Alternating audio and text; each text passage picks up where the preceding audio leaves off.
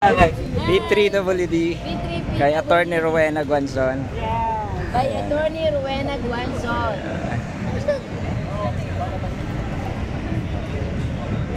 Yun, nandito na sila sa harap ng Manila Hotel. Ay, pupunta ba si Kong?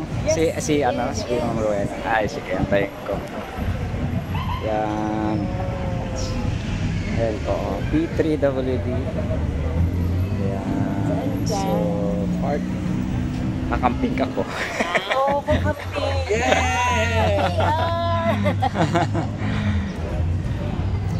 Yan, dito na sila sa ano. So, antayin nila si Kong Guanzon.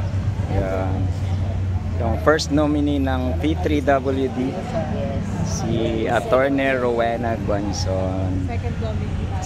Si Camille. Luwansig Ilagan. From Rosario, Batangas. Yan. So, inaabangan nila dito ang pagdating ni Attorney Rowena Guanzon. So, marami na rin dito iba't ibang grupo. Ayan, ang Manila Hotel. Ayan. So, ayan guys, abangan natin.